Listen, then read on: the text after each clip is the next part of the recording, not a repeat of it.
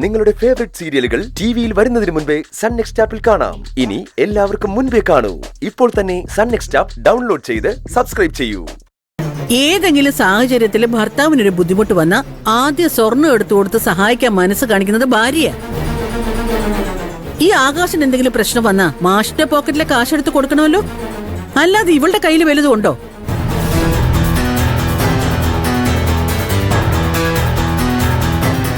ഇവർക്കൊരാപത്ത് പറ്റിയ ഓടി വരാൻ ആരുണ്ട്? ഈ വീട്ടിൽ നിന്ന് വേണമല്ലോ ഇവളുടെ ആവശ്യങ്ങൾ പോലും നടത്താൻ. നിർത്തിക്കോ. ആകാശിന്റെയും ചാരുമോളുടെയും കാര്യത്തിൽ നീ രോഷം കൊള്ളണ്ട. ഇവർക്ക് ഞാനുണ്ട്. അതാണ് മാഷ ഇവിടുത്തെ പ്രശ്നം. മാഷിനെ ആകാശിനെ കൂടാതെ 3 മക്കള് വേറെയുണ്ട്. ഇവരുടെ കാര്യങ്ങൾ മാത്രം നോക്കിയിരുന്ന എങ്ങനെ ശരിയാവും? എന്റെ 4 മക്കൾക്കും ഒരു കുറവും വരുത്താതെ ഞാൻ ഇതുവരെ നോക്കിയിട്ടുള്ളത്. അതിൽ അരവിന്ദൻ തല തെറിച്ചു പോയതിന് ഞാൻ എന്ത് ചെയ്യാനാ? അതെ, ഇനി എന്റെ നെഞ്ചത്ത് കയറിട്ട് പൊങ്കാലിടാൻ നിൽക്കണ്ട. ശാന്തപ്പ മാമൻ ഇവിടെ വന്ന് പറഞ്ഞത് നിങ്ങൾ എല്ലാവരും കേട്ടതല്ലേ? മോളെ കൊണ്ടുപോയി പൊന്നു പോലെ നോക്കിക്കൊള്ളാന്ന്. അപ്പൊ ഇവൾക്ക് അഹങ്കാരം, ഇവള് പോയില്ല. ഇവളെന്തിനു പോണം? ഇതാ ഇവളുടെ വീട്. ഇവിടെയാണ് അവള് ജീവിക്കേണ്ടത്. ഹൈ, ഞാൻ പറഞ്ഞതല്ല. ഇവള് ശാന്തപ്പ മാമനെ പിണക്കി വിട്ടില്ലായിരുന്നെങ്കിൽ, 2 ദിവസം അവിടെ പോയി നിന്നിരുന്നെങ്കിൽ ശാന്തപ്പ മാമന്റെ ദേഷ്യമൊക്കെ മാറിയനെ. അരവിന്ദേട്ടൻ ആത്മാർത്ഥമായിട്ടാണോ പറഞ്ഞത്, അതോ മനസ്സിലെന്തെങ്കിലും ഉദ്ദേശിച്ചിട്ടാണോന്നൊന്നും എനിക്കറിയില്ല. എന്നാലും പറയാലോ, എന്റെ അച്ഛനെന്ന് പറയുന്ന ആളെ എനിക്കറിയുന്നതിനേക്കാളും അരവിന്ദേട്ടൻ അറിയില്ലല്ലോ. എന്നോടുള്ള സ്നേഹം കൊണ്ടൊന്നുമല്ല അയാൾ ഇവിടെ വന്നത്. അക്കുച്ചേട്ടനൊരു ആപത്ത് വന്നപ്പോ അത് മുതലെടുത്ത് എന്നെയും ബാലമാമനെ അപമാനിക്കാൻ വേണ്ടിയാ. അമ്മായി, അക്കുച്ചേട്ടന്റെ കൂടെ നിൽക്കാൻ എന്റെ വീട്ടുകാർ മാത്രമേ ഇല്ലാത്തുള്ളൂ. ഞാനുണ്ട് എന്റെ അക്കുച്ചേട്ടനെ നോക്കാൻ. നീ എന്ത് വെച്ച് നോക്കൂന്നാടി ഐശ്വര്യം കെട്ടവളെ ഈ പറയുന്നത്? ഇനി കാക്കോത്തി ആ വാക്ക് പറഞ്ഞു നോവിച്ചാണ്ടല്ലോ. അനിയ, എന്റെ അമ്മയുടെ നിരക്ക് കൈ ചൂണ്ടാറായോടാ നീ? എന്തേ നീ ചൂണ്ടാൻ പിന്നെ വേറലുണ്ടാവില്ല. എന്നാ കാണിക്കടാ, നീ തന്നെ എന്നോട് പറഞ്ഞിട്ടുണ്ട് നമ്മൾ തമ്മിൽ ചേട്ടനിയും ബന്ധമില്ലെന്ന്. ഞാനും അങ്ങനെ കരുതും. പിന്നെ എന്താ ഉണ്ടാകാൻ പോകുന്നതെന്ന് നിനക്ക് ചിന്തിക്കാൻ പോലും പറ്റില്ല.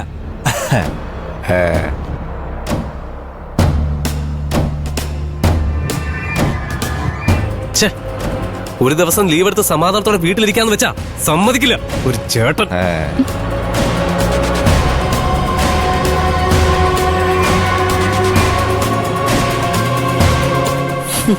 അമ്മായി, നാട്ടു നടപ്പനുസരിച്ച് ഓരോരുത്തരുടെയും കഴിവിനനുസരിച്ചാ സ്വർണവും സ്വത്തും ഒക്കെ ആയിട്ട് ഭർത്താവിന്റെ വീട്ടിലേക്ക് ഓരോ പെണ്ണും കയറി വരുന്നത്. അമ്മായി ഉദ്ദേശിക്കുന്നത്ര സ്വർണ്ണൊന്നും എന്നെ കൊണ്ട് കൂട്ടിയാ കൂടില്ല. പക്ഷേ അമ്മായി പറഞ്ഞ പോലെ അക്കുച്ചേട്ടൻ അരപ്പവന്റെ മോതിരെങ്കിലും ഞാൻ വാങ്ങി കയ്യിലിട്ട് കൊടുക്കും. ഇതെന്റെ വാശിയാ.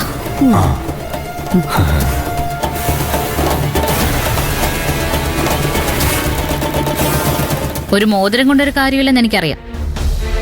അക്കുച്ചേട്ടന്റെ ജീവിത അവസാനം വരെ ഞാൻ പൊന്നുപോലെ നോക്കുന്ന നിങ്ങൾ മനസ്സിലാക്കിക്കോ.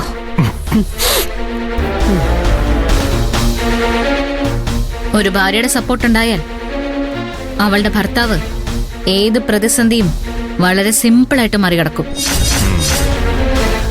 എന്റെ അക്കുച്ചേട്ടൻ സന്തോഷത്തോടെ തന്നെ ജീവിക്കും.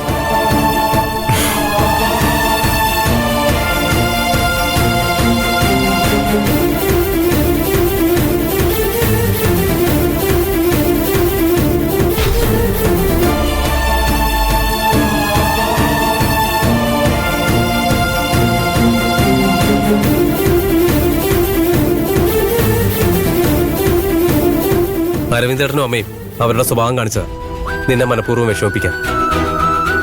എന്നെ വിഷമിപ്പിക്കാൻ പറഞ്ഞതാണെങ്കിലും അവര് പറഞ്ഞ സത്യമല്ലേ. അക്കുച്ചേട്ടനെ വേറൊരു പെൺകുട്ടിയാണ് കല്യാണം കഴിച്ചിരുന്നെങ്കിൽ അമ്മായി പറഞ്ഞ പോലെ ഭാര്യ വീട്ടുകാരുടെ സഹായവും സപ്പോർട്ടും ഒക്കെ ഉണ്ടാവാറുന്നില്ലേ. ഞാനങ്ങനെ പൊന്നും പണവും സ്വത്തും മോഹിച്ചു കിടക്കുന്ന ആളാണെന്ന് കാക്കോത്തിക്ക് തോന്നുന്നുണ്ടോ? ഇതൊക്കെ നാട്ടു നടപ്പല്ലേ അക്കുച്ചേട്ടാ? എന്ത് നാട്ടു നടപ്പ്? ഇതൊക്കെ ആദ്യം മാറ്റേണ്ടത്. നിയമം ഉണ്ടെങ്കിലും ആരും അത് നോക്കുന്നില്ല. അതാ കഷ്ടം.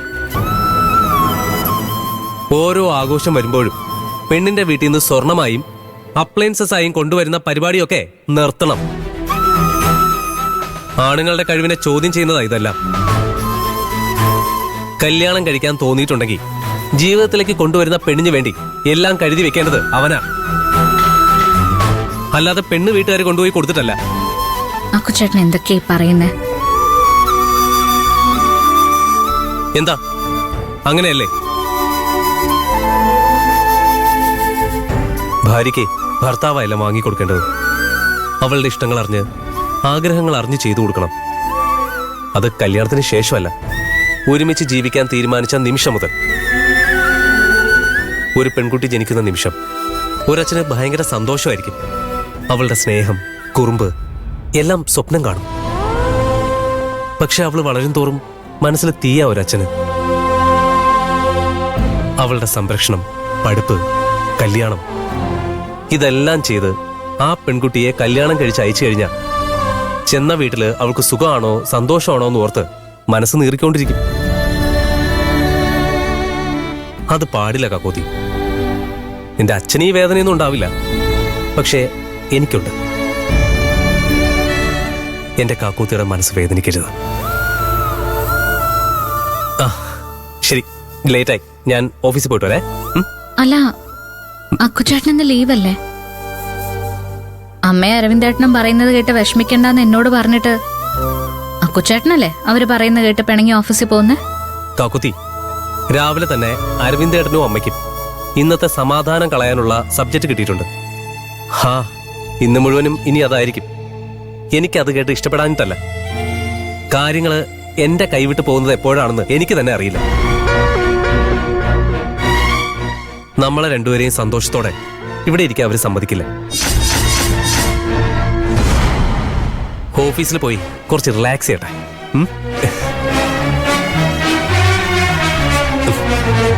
കാക്കോത്തി, പോയിട്ട് വരാം. വൈകുന്നേരം വന്നിട്ടേ നിന്റെ കൈ കൊണ്ടുണ്ടാക്കിയ ആഹാരം കഴിക്കാം. നമുക്ക് ഒരുമിച്ച്. ഓക്കെ?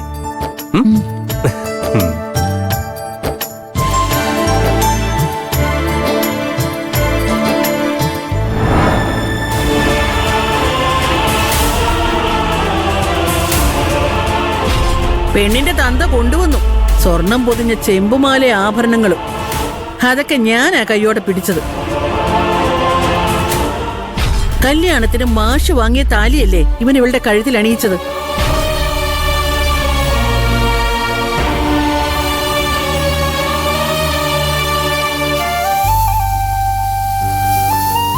ചാരുമോളെ, ബാലമാമ